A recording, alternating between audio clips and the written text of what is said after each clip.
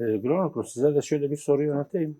Yani belediyelerin bir komün görevi görmesi, bu rolü ve misyonu oynaması yerel yönetimlerde nasıl bir model ortaya çıkaracak?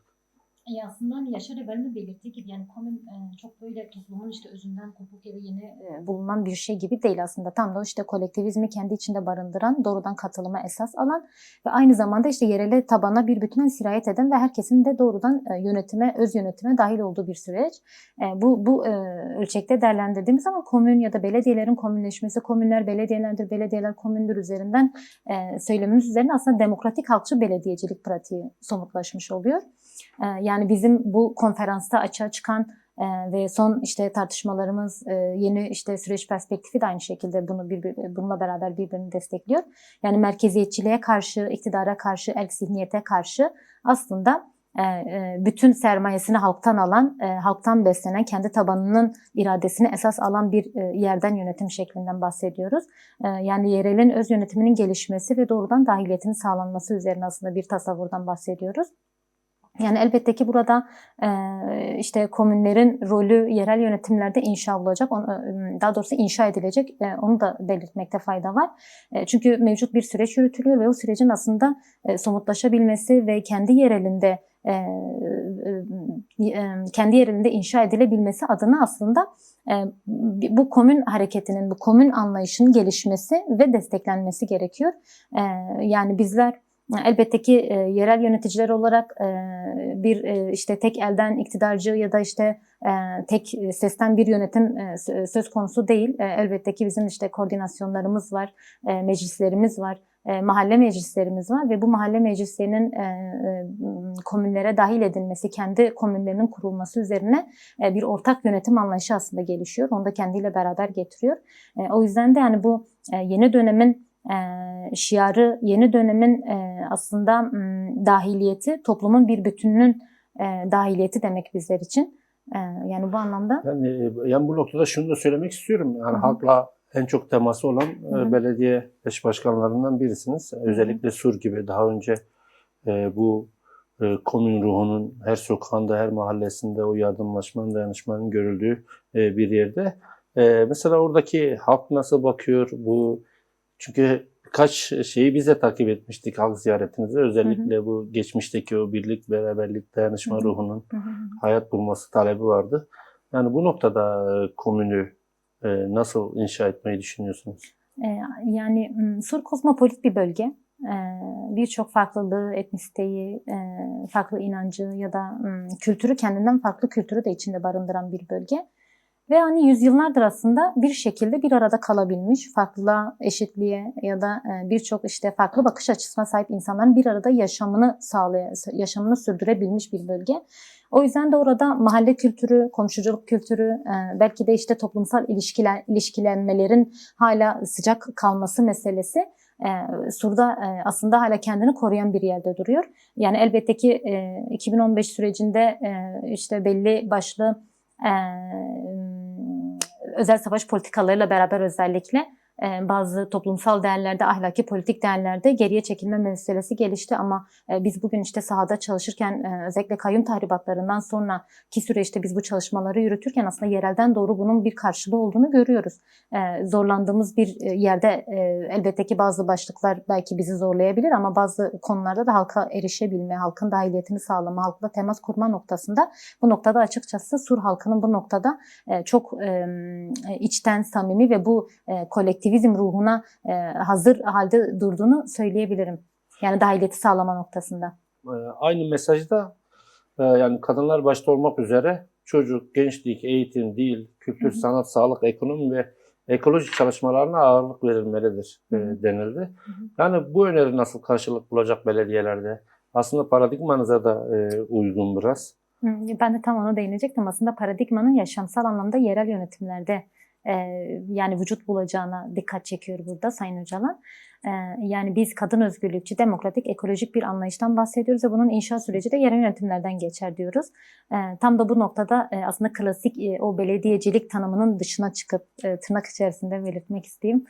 İşte kırtasiyecilik yapmayın tanımı üzerinden aslında tam da işte yerel yönetimlerin sosyal anlamda, kültürel anlamda, kadın boyutuyla, çocuk, gençlik boyutuyla işte bizim yine aynı şekilde dil çalışmaları boyutuyla bir bütünen aslında toplumun bir bütüne sirayet edecek o eksikliklerin farkında olup ama aynı zamanda sosyal belediye faaliyetlerini de icra edebilecek çalışmalara dikkat çekmek istedi. Bizler de elbette ki bu noktada 2 yıldır işte ağır aksak bazı çalışmalar olsa da bunun üzerinden aslında hem öz eleştirisel bir pozisyondayız. Çünkü yakın zamanda basının da basın birimlerinin de yaptığı bir çalışma olmuştu. İşte belediyelerin ana dil kullanımı ya da çok dilli belediyecilik kullanımı üzerine belli başlı eleştirileri de gelişmişti. Elbette ki bizler bu konularda öz eleştirisel durumda ama aynı zamanda bunun farkında olup bunun da eksikliğini onarabilecek ve bu konferansın da sonuçlarının ölçüsünde, neticesinde Sayın Öcalan'ın da dikkat çektiği üzere aslında tam da işte birçok sosyal alanda bu alanlarda çalışmaların somutlaşması, projelerin geliştirilmesi ve artık somut projelerle, somut çalışmalarla sahaya inmemiz gerektiğini bize bir kez daha hatırlattı. Bizler de bu ölçüde elbette ki belli başlı bazı çalışmalarımız var. Kadın öncülüğünde çocuk, gençlik, ekoloji anlamında yine aynı şekilde dil ve kültür sanat alanlarında yani çok dilli belediyecilikleri ilan ettik. Yine aynı şekilde kadın öncülüğünde ekonomik anlamda desteği geliştirecek işte komün çalışmalarını başlattık. Gençlik alanında yine aynı şekilde bazı çalışmalarımız var. Kültür alanında, sanat alanında, gençliğe dair kültür ve sanat alanında yine çocuk akademileşmeleri üzerine de aynı şekilde çalışmalarımız var. Yani bir bütün aslında o sosyal belediyecilik faaliyetini icra eden ve bunun somutu haline dönüşen buradan doğru da bir hatırlatma üzerinden Sayın Öcalan bu konuya hem dikkat çekmek istedi hem de bizler de bu konferansta aslında bunların somut kararlarıyla aslında oradan çıktık diyebiliriz. Aslında bu 3 dönemlik kayyum sürecinde de bunlardan büyük bir kopuş vardı. Yani belediyeler yani en çok benzetildiği şekilde karakollara çevrilmişti. Halkla bir temas yoktu, halka hizmet yoktu. Zaten o dönemin birçok kayyumu hakkında soruşturmalar açıldı, yolsuzluklar yapıldı. Yani aslında biraz da bu boşluğun mu doldurulması isteniyor? Ya elbette ki yani kayyum bir kere bir istilaydı.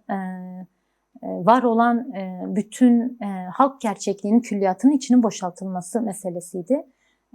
Yani var olan bir toplumsal gerçeklik vardı. Bu halkın çok dilli, çok kültürlü yapısı vardı. Çoğulcu bir yapısı vardı. Ve kayyum tamamen tek tipçi, erkek zihniyetle kendine benzeştiren, işte kale kollarının arkasına, kale kol tipi yapılaşmaların arkasına sığınıp işte halktan uzak bir yönetim ya da istila biçimini benimseyen bir yerde duruyordu. Ama bizim kendi işte yerel yönetimlerimiz, halkın seçtiği belediyeler diyoruz ve halkın aslında burada başat aktör olabileceği ve aynı şekilde kendilerinin yönetebileceği ama o kayyum süreçlerinde de yıllarca oluşturulan tahribatların onarımının artık sağlanması üzerinden somut ve net adımlarla atılması gerektiği üzerinden ve bunların yapılması planlaması üzerinden aslında tartışmalar yürütüldü. Yani bizler işte kayyumun yıllarca yaptığı o asimilasyon politikalarını, yağma politikalarını, dağıtma politikalarını çok iyi biliyoruz. Bunu anlayan ve gören bir yerdeyiz. Ama buna karşı bir refleks geliştirme, buna karşı bir örgütleme çalışmalarının planlanması ve somut adımların atılması bu anlamda biz yerel yöneticiler için önümüze çıkan bir ödevdir yani. Entegrasyon süreci yerelde aslında vücut bulan, yerelde kendini örgütleyen ve yerelde kendini öğren bir yere evriliyor. Yani tam da işte o devlet artı diğer yapılardan bahsettiğimiz ve burada o diğer yapılar dediğimiz yerel yönetimlerin işte buradaki o aktör olma rolü ya da işte öncü olma rolü burada devreye giriyor. Şimdi biz bir demokratik cumhuriyet tasavvurundan bahsediyoruz. Orta Doğu'nun işte demokratikleşmesinden bahsediyoruz. Kürdistan'ın demokratikleşmesinden bahsediyoruz ama bu bölgelerin demokratikleşebilmesi adına o öz yönetim halinin gelişmesi, yerel yönetimlerin kendi öz yönetimlerini oluşturabilmesi, mahalle, meclis, komün, kooperatif çalışmalarının var olan mevcut sürece anlam biçebilmesi açısından aslında bu anlamı da büyütebilmesi açısından burada aslında yerel yönetimler tam da sürece destek olur nitelikte kendini gösteriyor.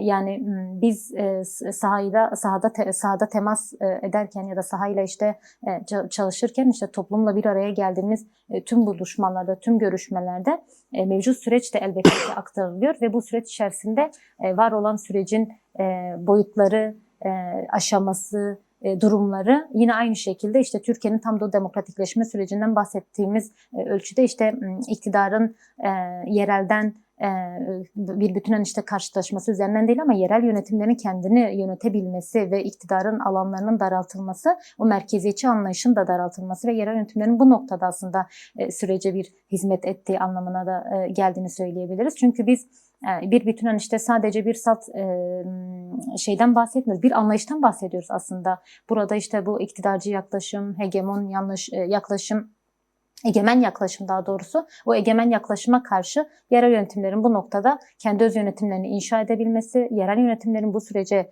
hizmet etmesi, destekte bulunması ve iktidarın bir bütün anlamda olmasa dahi parçalanması, yerelin o iktidara karşı kendi öz örgütlemesini sağlayabilmesi açısından burada aslında ciddi bir rol düşüyor ve buradan da mesaj aslında bu. Türkiye'nin demokratikleşmesi, Cumhuriyet'in demokratikleşmesi adına yerel yönetimlerin demokratikleşip iktidarcı anlayışa karşı kendi öz gücünü, kendi öz yönetimini de geliştirebilmesi gerekiyor. Yaşar Eval tam da bu hani icra, inşa ve toplumla beraber yönetme meselesini ve aynı zamanda hani bunun aslında somut, pratikler üzerinden aslında bir vücuda erişmesi gerektiğini biz bu konferansta açığa çıkardık. Yani biz bu önümüzdeki 2 yıllık, 3 yıllık süreci de aslında bunun büyük bir hani öz eleştirisi, yani eksik kaldığımız, yarım bıraktığımız ya da biraz hani politika üretme noktasında zayıf kaldığımız durumlarda bunun hani pratikleşmesi noktasında tam da bu önümüzdeki sürecin işte somut adımlarla ve aynı zamanda bu inşa ve icra sürecini toplumla beraber yürüten bir yerden ele alacağımızı belirtmek isteriz. Yani Yaşar Eval de bahsetti. Bağlar örneğimiz var. Siz de bahsettiniz sanırsam. Bağlar örneği var. İşte Varto örneği var. Keza burada o bölgelerde işte doğrudan halkın katılımı esas alınan projeler, fikirler, çalışmalar gerçekleştirildi. Biz aynı şekilde yani bir bütünen kentin işte yerel yönetimlerin bir bütününe sirayet eden, halktan kararını alan, halkla beraber yöneten ve halkla beraber fikir ve aslında inşayı geliştiren bir yerde yer alacağımızı belirtmek isterim. Yani bizler elbette ki bu yerel yönetimler anlayışımız çok ciddi bir parti paradigmamız, yani büyük bir parti paradigmamız var, büyük bir külliyatımız var ve bu külliyatın aslında sahadan yansıması yine de yerel yönetimler üzerinden gerçekleşecek ve yerel yönetimler sayesinde oluşacak. Elbette ki toplumun çok ciddi kanayan yaraları da var. Yani özellikle ekonomik anlamda, sosyal anlamda bağımlılıktan bahsettik. Mesela bu tutum belgesinde açığa çıkan şeylerden biri de oydu. Bağımlılıkla ciddi anlamda bir mücadele gerekiyor ve bunun için seferberlik ilan etmek gerekiyor. Buna bağlı olarak da işte bağımlılıkla mücadele kapsamında sosyal donatların büyütülmesi, geliştirilmesi, yine keza bağımlılıkla mücadele ve danışma merkezlerinin kurulması, keza işte kültür alanında, dil alanında yine meclisleşmelerin, akademileşmelerin eğitim perspektifi boyutuyla yapılması, yine komün ve kooperatiflerin ekonomik anlamda, sosyal anlamda toplumun ihtiyacına cevap olabilecek nitelikte bazı çalışmaların somutlaşması gerekiyor. Yani bizler de bu ölçüde aslında yeni dönemi bu şekilde hani şey yapabiliriz, değerlendirebiliriz. Güran varsa yani zaten sürenin de sonuna geldik. Son bir değerlendirmenizi söylemek istediğiniz bir söz onu da alalım. Tamam. Yani biz 4 günlük konferansta açıkçası ciddi anlamda çok ciddi bir yoğunlaşma geçirdik. 2 gün kadın özgünlüğü, 2 gün karmaydı. Ve bütün pratiğimizi göz önüne serdiğimiz, yani partimizden bahsederken işte bizler diyoruz ki eleştiri ve öz eleştiri partisiyiz ve ciddi anlamda çok ciddi öz eleştirilerin verildiğini, buradan doğru net bazı sınırların belirlendiğini ve disiplin ve işleyiş noktasında belli sınırların net bir şekilde belirlenip çizildiğini söyleyebiliriz. Yani halkımıza hizmet etme noktasında halkla beraber üretme, yönetme ve halkın dahiliyetini güçlendirme noktasında eksik kaldığımız boyutlarıyla da ciddi bir tartışma yürüttük. Bu boyutuyla da halka hizmet üretme ve bu noktada halkın dahiliyetini sağlama noktasında üstümüze ne düşüyorsa bu noktada yapmaya hazır olduğumuzu ve buradan da çok güçlü çıktığımızı belirtmek isterim.